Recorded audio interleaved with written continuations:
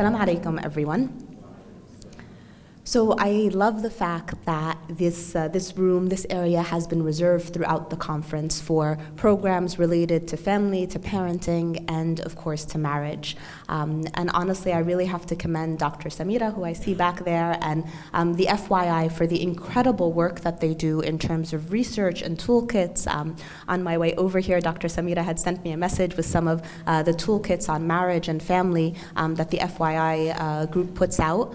And they are absolutely incredible. So definitely visit their website, utilize their toolkits. There's just a wealth of information that's rooted in research that really helps us in better understanding marriages and family and parenting and the day-to-day things that we experience. You know, in entering into this session, into this talk, I was quickly kind of looking up the title. I knew we were doing a marriage talk, and I was kind of trying to see what are we focusing on specifically. And I love the fact that the title of this talk is Keeping the Warmth Up.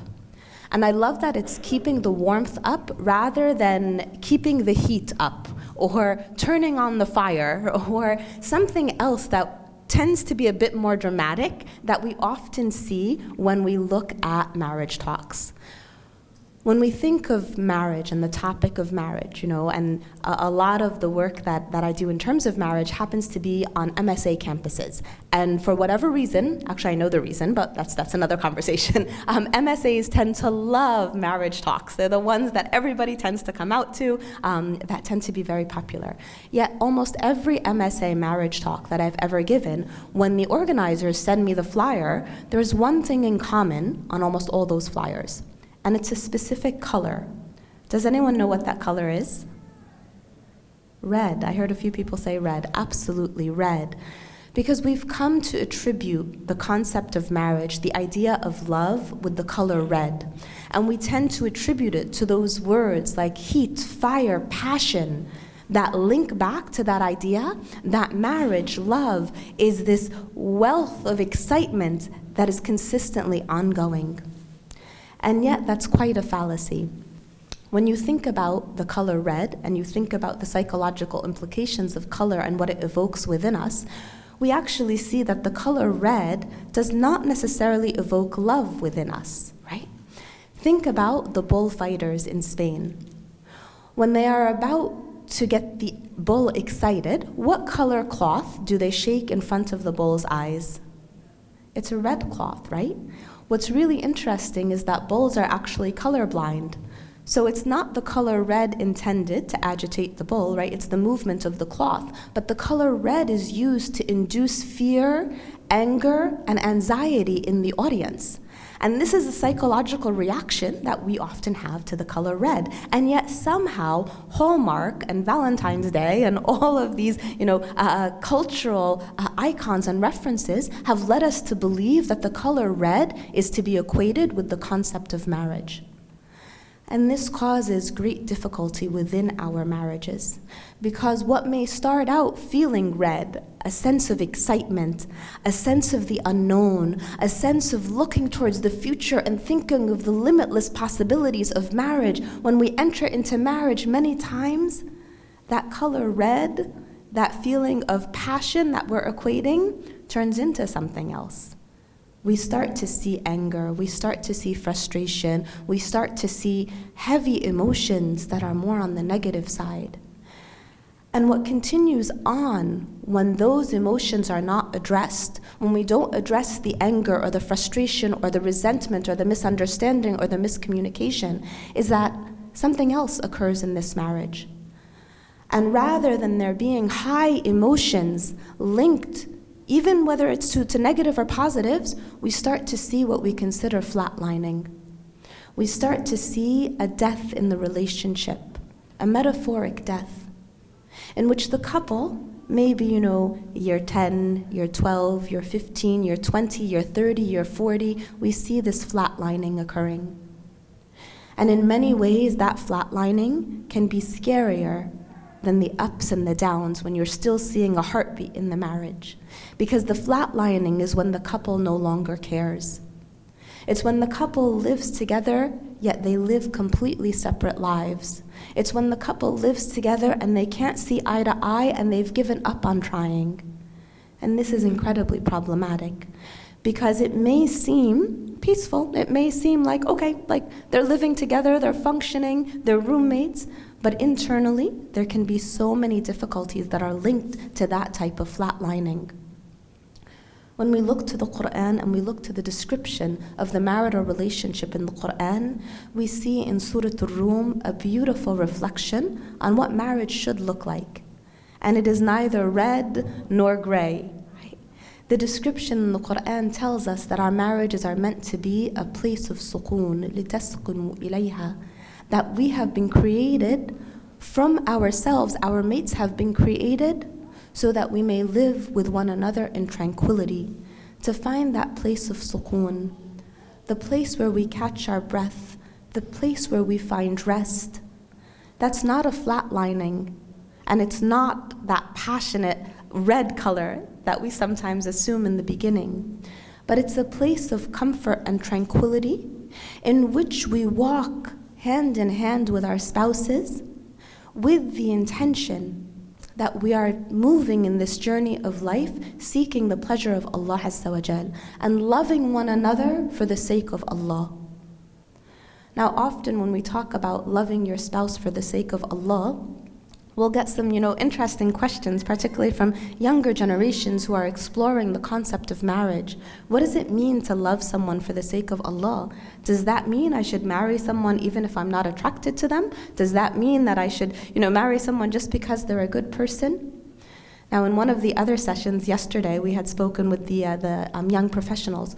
We talked about the importance of kafa'a, of compatibility, of having that base of attraction, of connection, of recognizing that you will wake up every morning for the rest of your life, inshaAllah, next to the face of that life partner that you choose. And you need to make sure that that's a face you want to wake up to. So that initial attractiveness needs to be there.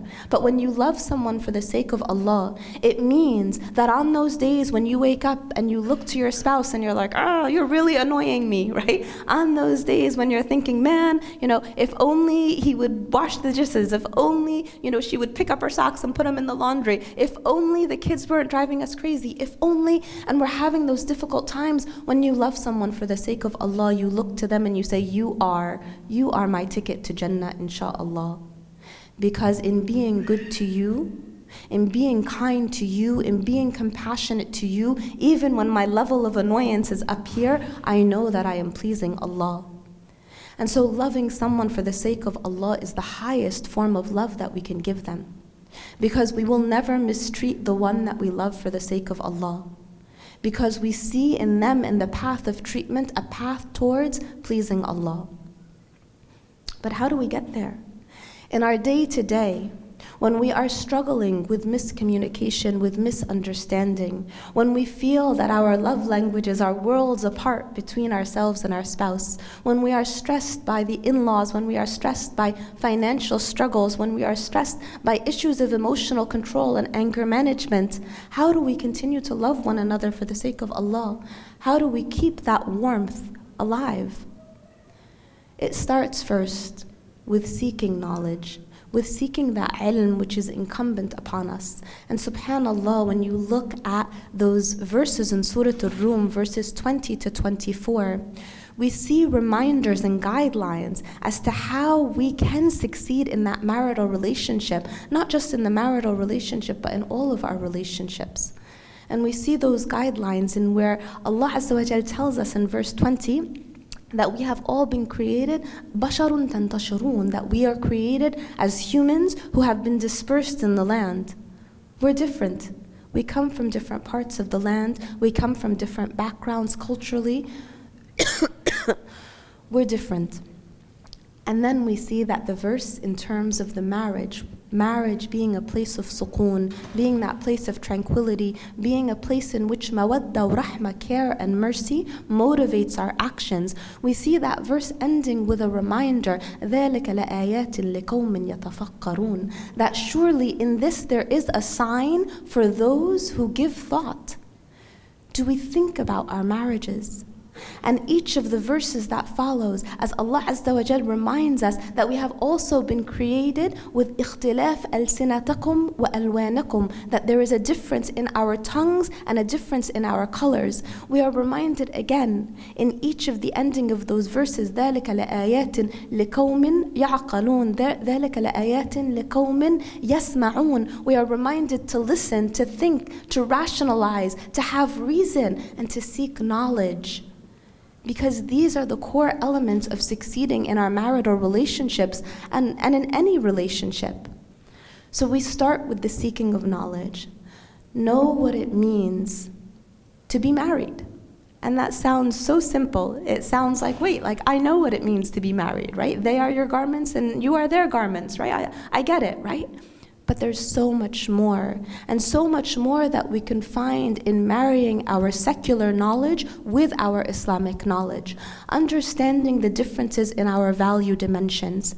And we spent last night's session, we talked about the 5 different value dimensions and how they impact our marital relationships, right? Knowing your love language. Do you speak the language of gifting or service or affirmation or time or touch? And what does your partner speak? Because so often we want to give love in the language that we speak rather than giving love in the language that our partner speaks. And a quick example that I often share, we often have couples that will come into our office where, the wife may say something like, he doesn't love me. He never says I love you. He never tells me I'm beautiful. He never says a kind word to me. And the husband may say something like, I vacuumed the whole house for you yesterday, woman. What more do you want from me? Right? And in that situation, we see a husband who is speaking the language of service and a wife who is speaking the language of affirmation. And so the tongues are different. They may both be speaking English, they may both be speaking Arabic, they may both be speaking Swahili, but the tongue is different. And this is what Allah Azza wa Jal references in the Quran, the difference in the tongues. So seek that knowledge. Learn about yourself and learn about your spouse.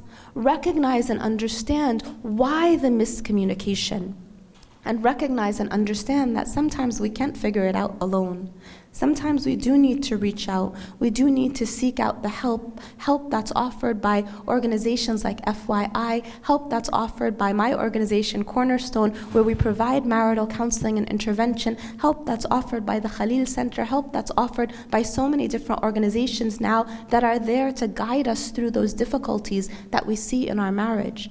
Because marriage should not be a cauldron of fire that's heated up, but marriage should also not be a place of ice where there is a flatlining and there is no connection at all between couples. When we look to the breakdown of marriages, when we look to see the pitfalls and where those turning points tend to be, we identify 5 specific areas that kind of fall under the category of difficulties that can eventually lead to breakups in marriages. The first area is the area of domestic abuse. And often when I say domestic abuse, people shake their heads and they say, oh, physical abuse, no, that would never happen in my relationship. But what is encompassed under that category is not just the physical abuse, but we see a great deal of emotional abuse, psychological abuse, financial abuse, verbal abuse, abuses that cause breakdowns and pain day in and day out. And this is not finding tranquility in marriage. This is not what is prescribed to us. The next area in which we see breakdowns is infidelity. And again, not necessarily physical affairs that we may think of when we think of infidelity, but we have seen an increase in emotional infidelity, betrayal in terms of the access and the ease of communication, allowing the emotional vulnerability that is meant to be shared just between spouses to cross those boundaries and to share that emotional vulnerability with those outside of the marriage, whether it's through Snapchat or TikTok or Facebook or tweeting or texting, but crossing those boundaries and interacting with someone of the opposite gender in a way that violates the marriage. The third area in which we see difficulty is in-laws and parents. And as much as we love our parents and as much as we love our in-laws, right, or should love our in-laws, right, we know that sometimes it can be difficult for our parents and our in-laws to transition and to recognize the boundaries of the nuclear family. And it's also difficult sometimes for the adult children to understand the transition and recognize the boundaries. If this is a problem in the marriage, address it. Don't ignore it. Talk about it. Get help if you need help. Because parents should never be, or in-laws should never be, a cause of a breakdown in a relationship. The fourth area where we see difficulties and breakdowns in marriage are what we consider a cultural clash. And it doesn't necessarily mean that someone is from Egypt and someone is from Pakistan and this is why they don't work together. We see cultural clashes in terms of the way that someone was brought up, in terms of what they're used to, their expectations, what they consider sacred and important to them. And then the final area in which we see breakdowns is the area of stress. And that can encompass financial stress, it can encompass stress from being a parent, it can encompass stress from COVID-19 and the pandemic and losing jobs and the uncertainty of everything that comes along with it, but a catch-all category of stress that can cause severe breakdowns.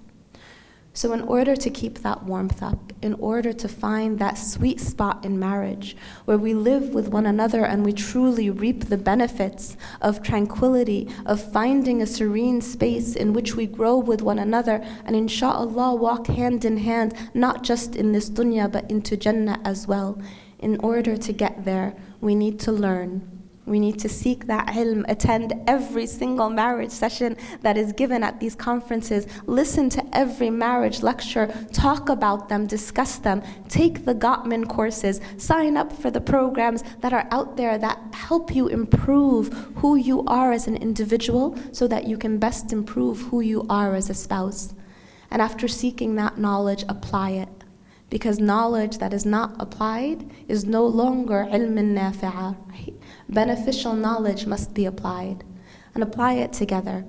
Be kind to one another, be compassionate, show that mawadda wa rahmah towards one another, because it's in our homes, inshallah, that our hearts can be anchored and that we can really build that foundation to continue to grow the next generation and the next generation in a place of love and compassion and security and connection. So I pray that Allah Azza wa Jal blesses all of us with spouses who are the coolness of our eyes. If we already have spouses who are the coolness of the eyes, I pray that Allah Azza wa Jal blesses those marriages and those unions and allows us to continue to grow with one another in the worship of Allah and loving one another for His sake and His sake alone. Jazakumullahu khair.